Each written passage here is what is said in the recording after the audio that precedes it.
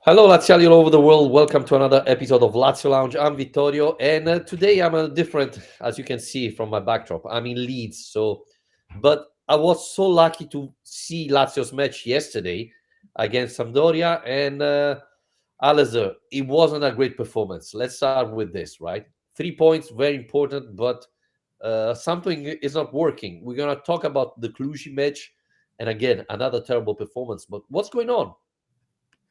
Well, firstly, I like how you just point to the grey background and say, as you can see, I'm in Leeds. Just assuming everyone knows.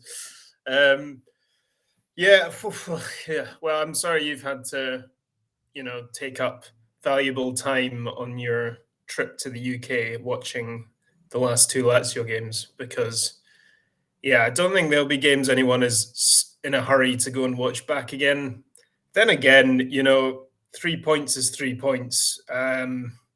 We did something that Inter failed to do a couple of weeks ago, which was actually get the win out of a tight game with Sampdoria. So that's promising. But it did just take one moment of quality from Alberto in a game that was otherwise lacking any real quality. Just a pretty brutal 90 minutes and, well, a pretty brutal 180 minutes the last two games, isn't it? Yeah, I think we have to give credit to Sampdoria. They are a very well organized team. You can see that defensive wise, they are very well organized. I think they are lacking definitely of a striker, someone who can score. Obviously, relying on Quagliarella was too much. I mean, we are complaining that Chiro's not getting any younger, but Quagliarella, I mean, he's turning 40. So I guess that's the real problem of this team. They are very well organized, but even last night they didn't create pretty much nothing. So Provedel had another clean sheet, which is good.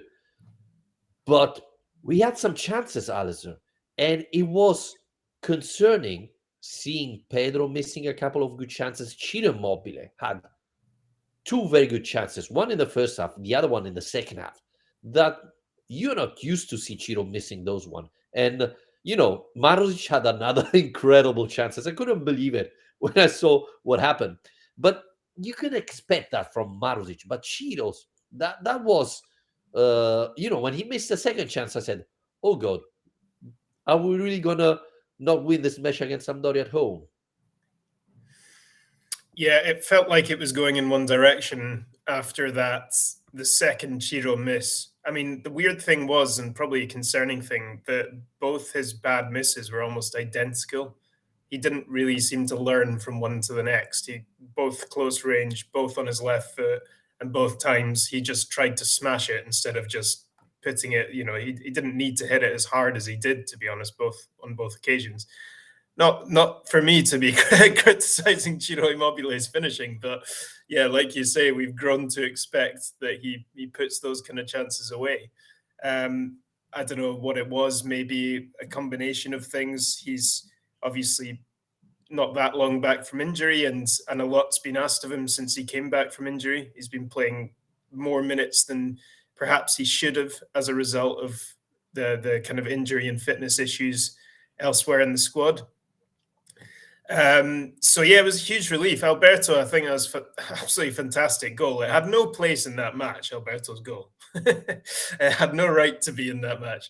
But that's what you rely on. It's your quality players to provide moments of quality in matches like that. That you said before, Sam, were well organized. I think you're right. I think Rincon is a nightmare of a player to play Yeah, against. He's just he doesn't really have a technical bone in his body, but he just gets under people's skin. He was pushing Milinkovic Savic had a bad game. I think Rincon got in his head a bit. He was all over him, little kicks here and there, trips, knocks in the back, and Lazio just couldn't find any real rhythm. I'm not sure I agree with you that Sampdoria didn't create anything. Okay, maybe Marasic created their best chance for them, but yeah. at the same time, they had a couple of good chances. We were just lucky they fell to Sam Lammers, who can't seem to score to save his life. So I think it could have gone another way against a team who had a bit more confidence because Yeah. Sam, just when they were attacking, looked like they had no belief that they were going to be able to find that goal. No, that's the problem. They had, but finished it poorly. Um, you mentioned Milinkovic Savic. Yes, he was back from, well, let's call it injury, but this is not the first time this year that he plays badly. And against Sampdoria, I mean, you cannot expect him playing so poorly. I think in the first half he didn't do anything right. A little bit better in the second half, but he was so bad, and this is concerning. This is really concerning because, well, Friday we have Napoli, which is a big match, very important match for us. But before going to Friday, let's go back to Thursday. Another horrific performance against Cluj, but at least we went through, right? We were all expecting to win that match. Instead, we drew, but at least we went through. We passed the group, we passed the stage of Conference League. And what do you make about the next step, Alistair? Yeah, so the draw was made on Friday. We've got AZ Alkmaar next. Um, I was just having a briefest of looks at kind of how they're doing this season, where they are, and they seem to be doing pretty well. I mean, they're 5 points off top in the Eredivisie, in third place. So they're clearly having a decent season, and with this isn't meant to sound disrespectful in any way, but I think a club of that level, the Conference League is going to be a really important part of their season. So I don't think we can rely at all on any kind of complacency slipping into those games. I think it'll be two really tough matches.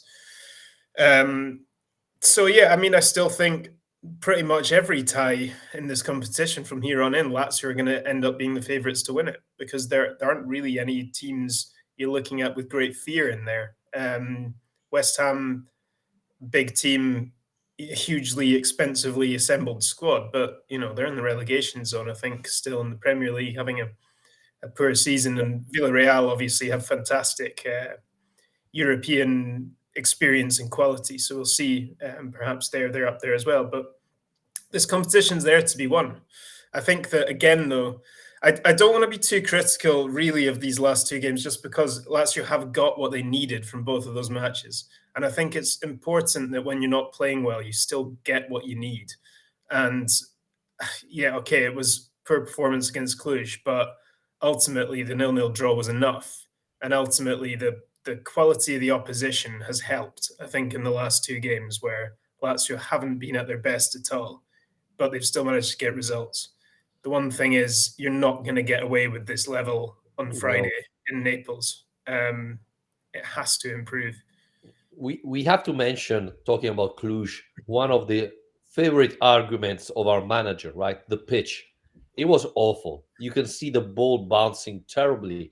And again, it affects both team, right? Because it wasn't only Lazio playing on that pitch.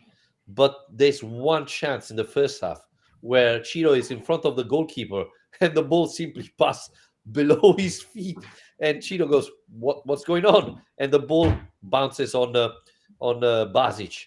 I mean, that shows you how bad that pitch was. And I think it affected a little bit the performance, right? But you have to do better. Yeah, I mean, you're right. It affects both teams, but I think when one team is setting up to play a certain type of game of frustration, then it suits that team better. Um, and Sari has made repeated complaints about the Olympico pitch this season. Yeah. Obviously, it was eventually relayed. I think the issue this time is probably that the rugby was there on Saturday. Um, you don't see it that often. It's something people keep a close eye on. But to be honest, I don't think we've ended up complaining that much about the pitch after the rugby. I don't think it tends to be as big an issue as you expect it to be. But this time, maybe it was. Um, Either way, I think the positive, the big positive to take away from these last couple of games and the two before that as well, really, is that when Lazio aren't playing at their kind of attacking, entertaining best, you see the value of this defense and goalkeeper coming through, because 4 clean sheets in a row is impressive, no matter who you're playing against. And especially impressive, I think, in the absence of your best centre back, Alessio Romagnoli, and with a few problems in wing back positions as well. There's been a fair bit of chop and change in that defence, but they're still managing to keep the other teams out. Yeah, how important is it that even Maximiano keep two clean sheet? I know it's against Cluj. We talked about it, but for a goalkeeper who hardly played this season, I think he did well in those two matches. Um, don't remember any unbelievable saves, but he he looked confident, which is not easy for someone who doesn't play at all. Yeah, I think that was the word I was going to use. Does seem to be growing in confidence. I mean, he's still played so few matches, hasn't he? It's what, 4 games now, 4 or 5 games. Um, so yeah, I think it will take him a bit of time to kind of feel really at ease in this team, in the system, with the defense around him. But I think the more he plays, the more clean sheets he gets, the more chance he has to actually provide serious competition to Providel. And I think that's really useful because Providel's been fantastic this season, but I think it will help to have for him to know that he's got another competitor breathing down his neck. That if Providel's level drops at all, he then knows that there's someone ready there to take his place. And this is something we complained about previously. You know, when we had Pepe Reina or Thomas Strakosha or whoever it was, Yep. that there was never really a valid alternative option who's kind of applying real pressure. So I think it's good to have competition in that place. I mean, it's a bit strange having that much competition in goal and so little in other areas of the pitch, to be honest. Yeah, because Maximiano was had a good performance, but on Thursday, Sarri rotated a lot of the team more than I was expecting, to be honest with you.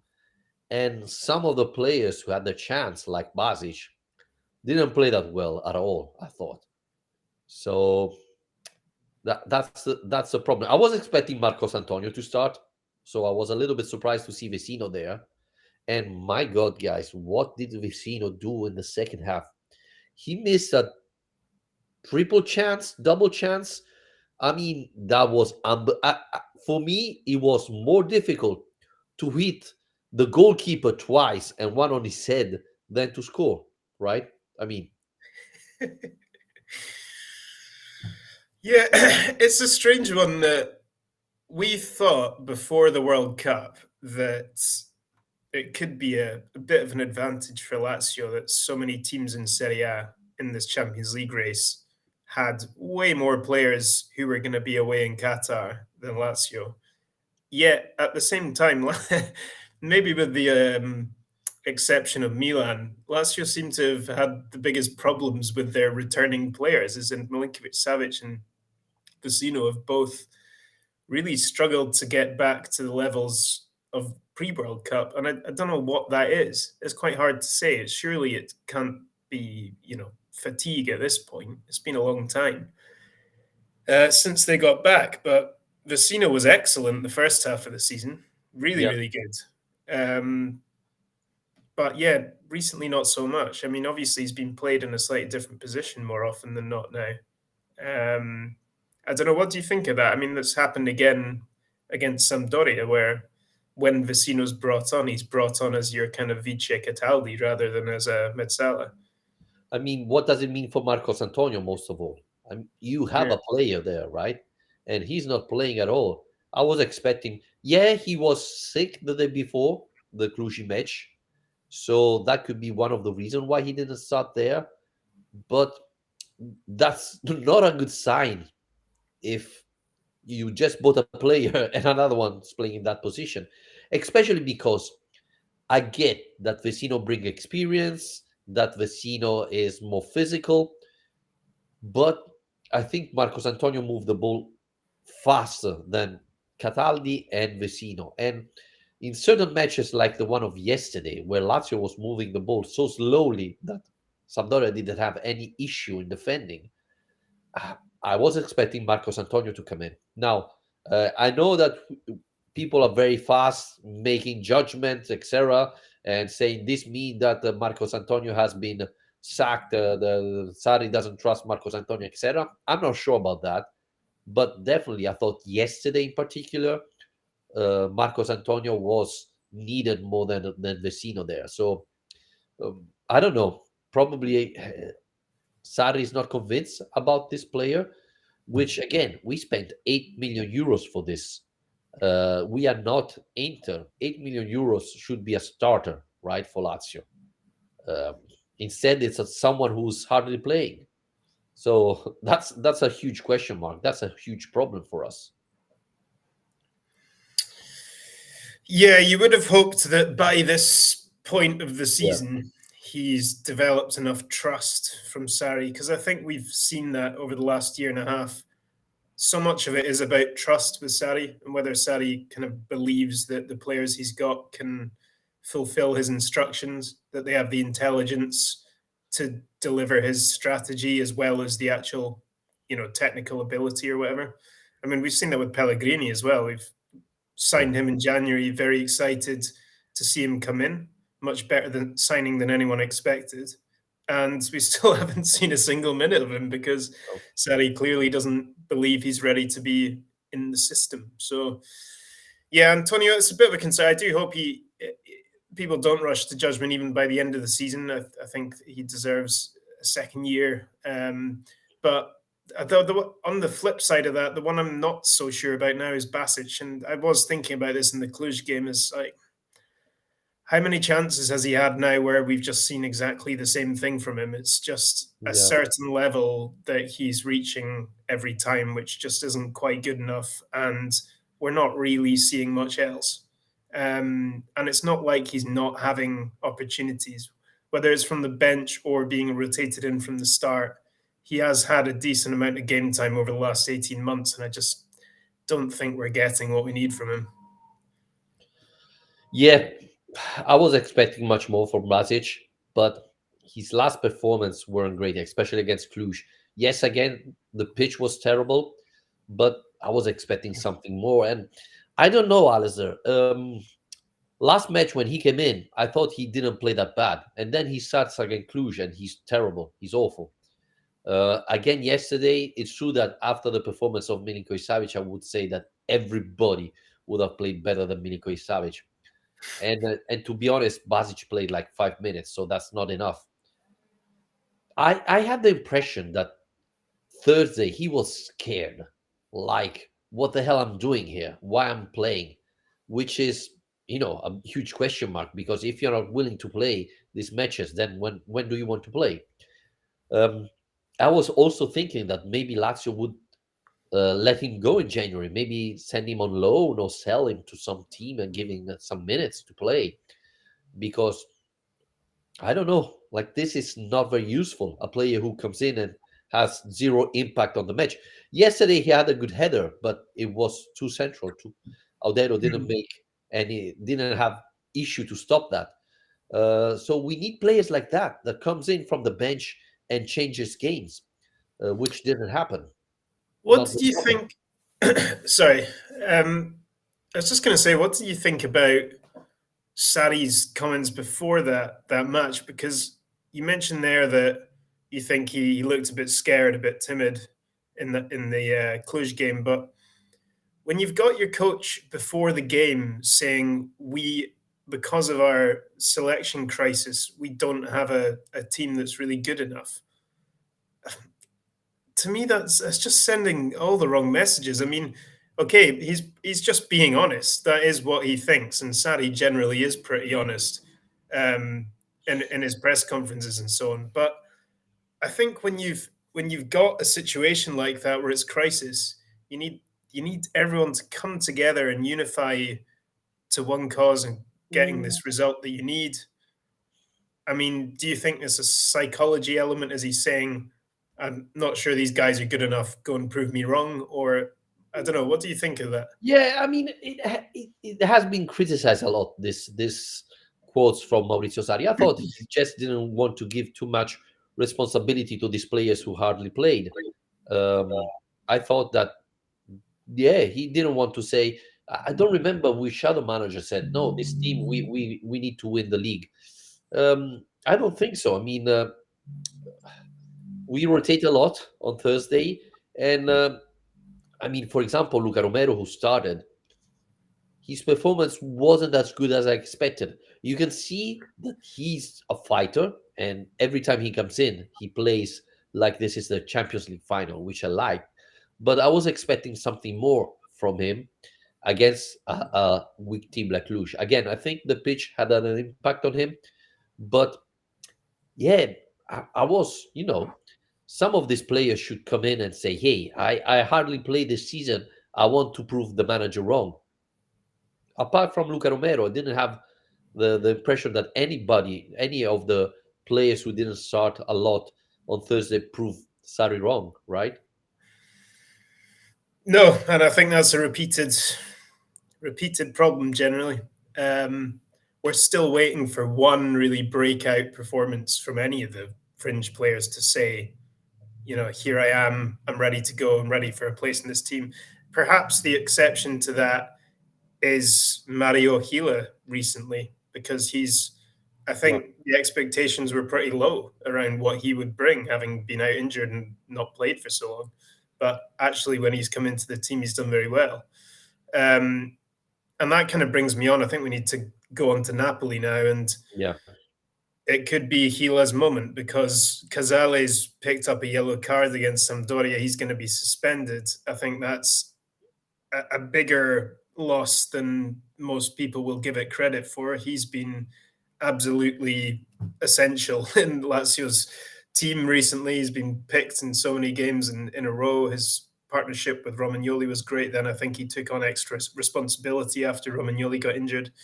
I think he's been fantastic. So going down to Naples, having to deal with Aussie men and Varaskelia without Casale, possibly without Romagnoli. Um, what the hell do we do here? how Well, how do we beat Napoli, Vittorio? Do I you have the think answer? I think Romagnoli will play. So um, Yeah, I you think think he'll be ready for Friday? yeah, I think he was on the bench yesterday. Uh, the question mark is Patrick. Uh, I thought even yesterday Patrick wasn't great, and in the last couple of matches where he played, it reminds me of the old Patrick, not the one we saw last year with Sarri, the one that sometimes has lack of concentration and makes stupid mistakes, which you cannot afford against this Napoli team. And in fact, Alistair, I was nearly hoping that Gila would start against Sampdoria because, as you were mentioning, he had two very positive games in Europe. And Sari as well said, this guy looks really interesting. It's true, as Sari mentioned, well, he did it against small teams. Now he needs to prove it against bigger team. So don't know if he's going to risk him against Napoli. But yeah, we have to see to another level if Gila against bigger team than Cluj continue to perform like that. But yeah, you were mentioning what Sari style is, right? He he doesn't start you immediately, but afterwards he gives you a chance, and if you take that chance, like Casale did, then you start playing. Casale is playing, has been playing a lot of matches, but if we go back to August, he didn't Yeah. play a minute, right? Then suddenly he played a match, he was decent. He played the second one, he was great, and since then he was always starting. So um, Gila could be, I don't want to say Casale too, but he could take his chances like Casale did. And to be honest, in Europe, he played well. I think only against Midtjylland, he was terrible like the rest of the team. Apart from that, he played good matches. So I don't know if it's too much saying he could start instead of Patrick, but I'm looking forward to see him playing in Serie A. So looking at Napoli, 7 wins in a row, uh, clean sheets in their last 5 games now. Aussie men, quite possibly the most informed striker in the world at the moment. Yeah, Kvaratskhelia, probably the best signing Serie A has seen in a decade.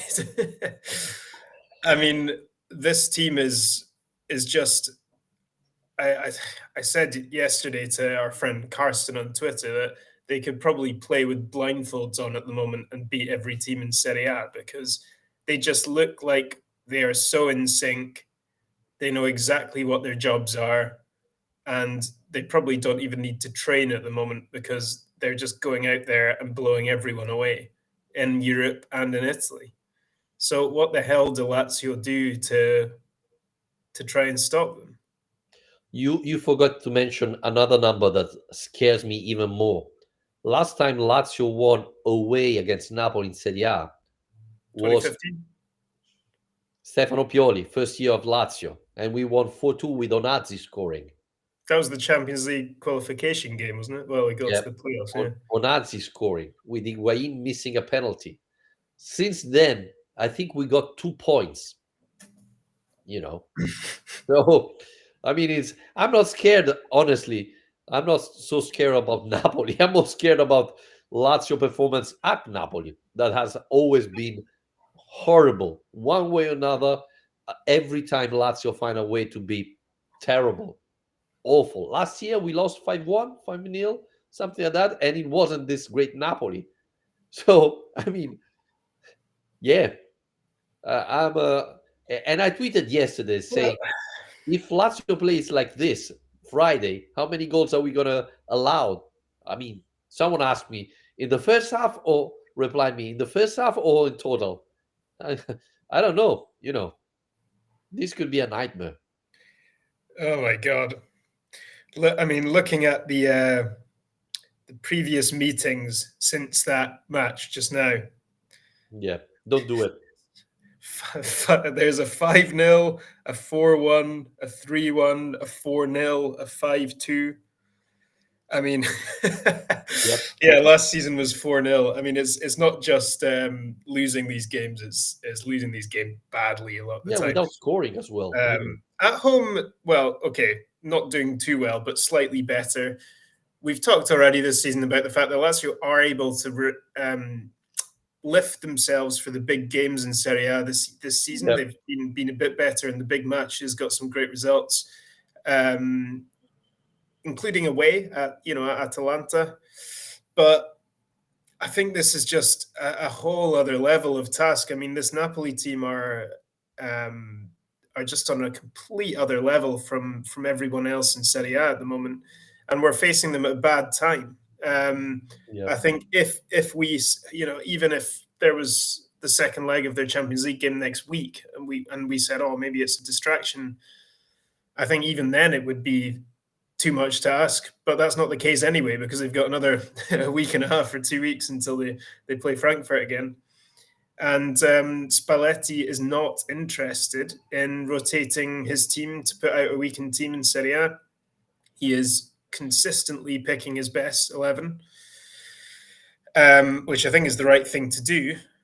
They're 18 points clear at the top It's now. over. I mean, it's over. The Scudetto race Yeah, is over. Let's absolutely. be honest. It is, but they're not going to look at it that way. I mean, I No, don't think there is a more superstitious club in Italy probably than which than makes sense. Napoli. So Which makes sense. so Uh, they're gonna go for this. There's I wouldn't count on any sort of rotation or anything. This is going to be full no. guns Napoli. Alistair, can I ask you a question? Why are we playing Friday? I don't know because I saw that the A's egg game is on a Tuesday now, which has really confused me. Um, Well, we are playing on Tuesday because Rome as well is playing at home, and we share the same stadium, so we cannot play on the same Yeah, day. I know, but I thought usually what they do to avoid that is they split the home and away legs because it was the same in the last round. No, because as we play both team play the playoff, we are playing the first leg at home. Both, Right. Okay. but I'm playing glad, on I'm glad you've Friday. explained that because I'm sure I'm not the only person who's confused by this. Well, maybe I am, but well, I don't But know. You tell me. Why are we playing on a Friday? this happened before we knew Lazio was playing on Tuesday, so it's not related to Lazio. And as you mentioned before, Napoli is not playing the Champions League next week, right? So Nope. it doesn't make sense at all. Lazio played on Monday, Napoli played on Saturday. I don't think they need any advantage. They're going to win anyway. So this is really silly. This is really stupid. So Serie A doing rubbish thing like always doesn't make any sense at all. But the question I wanted to ask you, Alistair, you're going to play against Napoli. Do you play as normal to try to win, or do you put the bus in front of the goal and try to concede less as possible and maybe score in a counter-attack chance? I think you have to take them on. I was thinking about this because I was covering their game against Sassuolo a couple of weeks ago. And on paper, it looks like it was just a routine 2-0 win. And Napoli did deserve to win, don't get me wrong. But that game was a lot more open, and there were small margins that could have made that much closer game. Sassuolo had pulled one back, and through Lorient hit the post immediately after Napoli had scored. Then he scored a goal, but it was given as an was it as an offside or a foul? I think in the build up, and they were just a bit unlucky in like these small moments where it could have gone a bit differently, and they did create chances. And I think if you're gonna go about that way, Sassuolo just thought, well, to hell with it. We're gonna leave spaces in behind, and Napoli are gonna score. But Napoli are gonna score anyway, so we may as Yeah, well attack, attack, attack in order to try and create our own chances, and we can see who gets the most goals by the end of the game. And the thing is, I think that has to be the only approach, because you're not going to keep out Osimhen and Kvaratskhelia for 90 minutes in Naples on a Friday night. It's just not going to happen.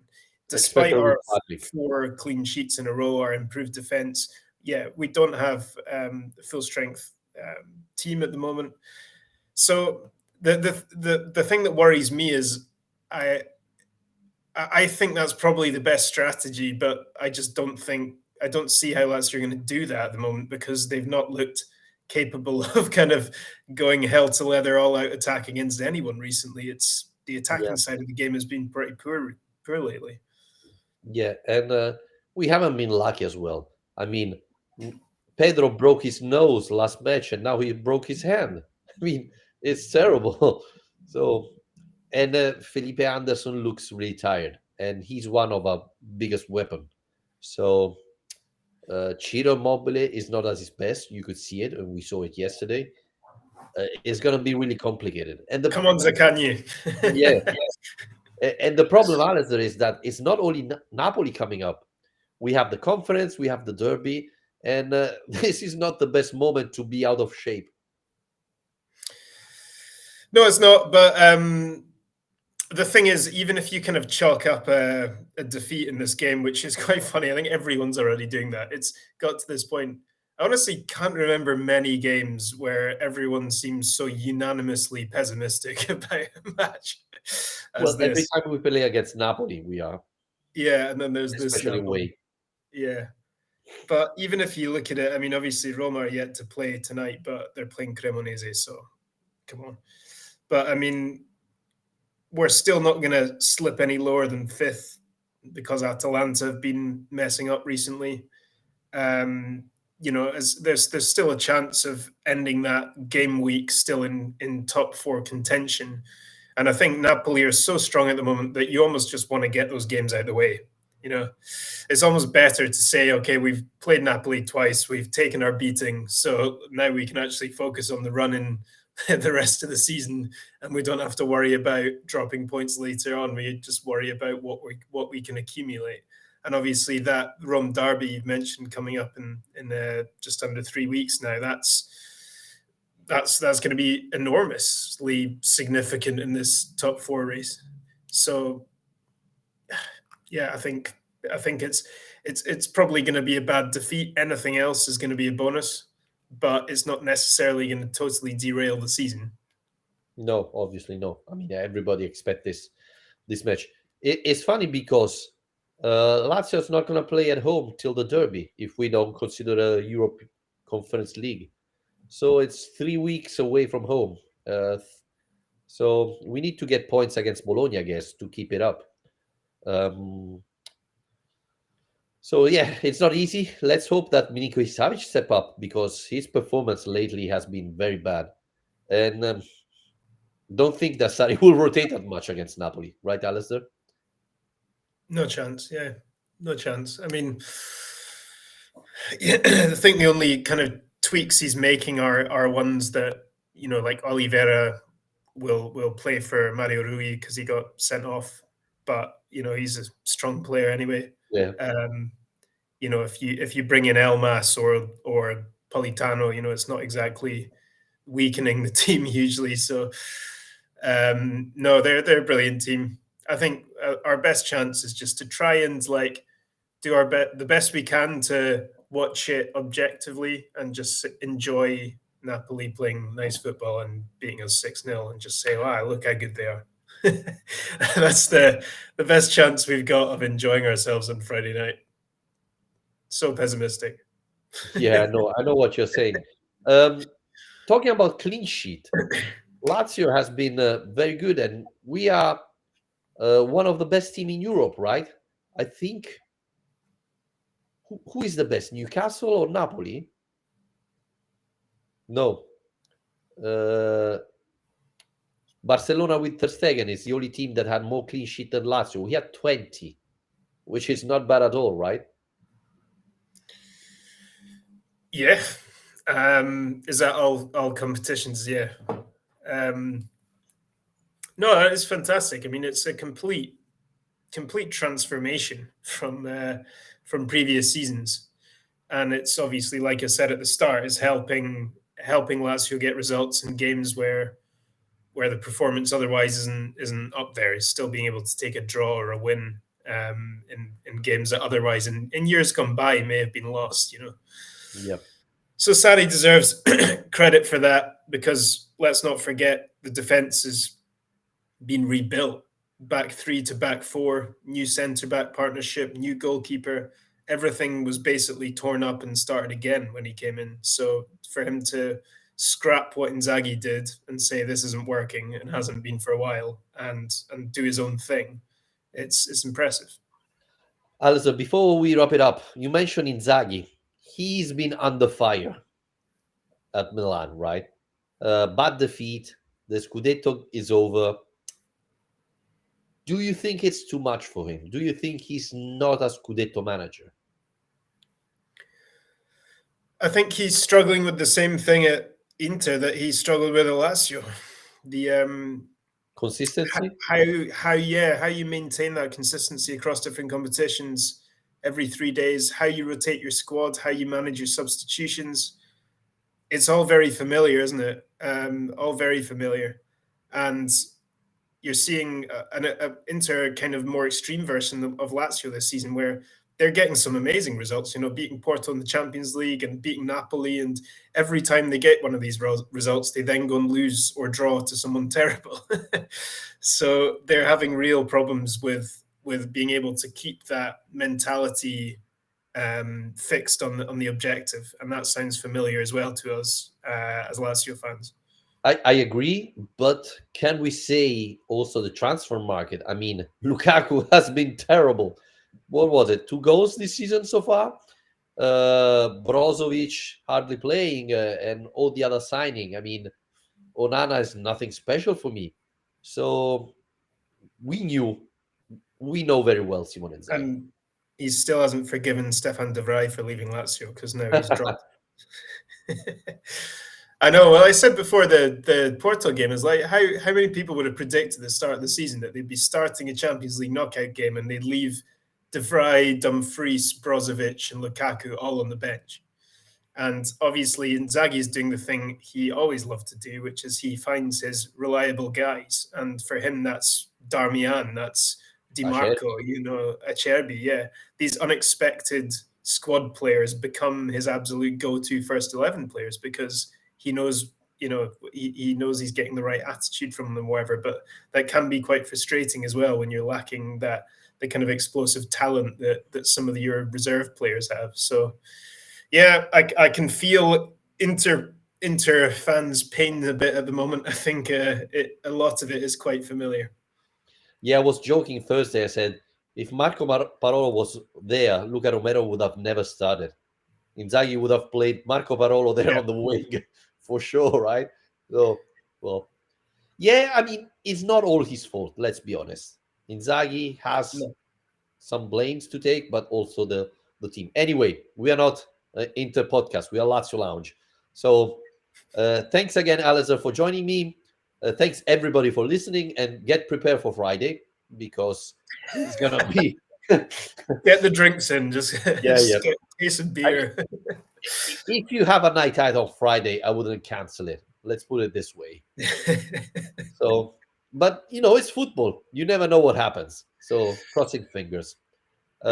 Uh, Again, Alison, thanks for joining me, and we'll be back Monday. We'll take the weekend out just to analyze the match, right? Yeah. Hopefully, yeah, we'll have stopped crying by next week. Thanks again. Rate Cheers. and review the podcast, guys. Remember that. And thanks again. Ciao, ciao.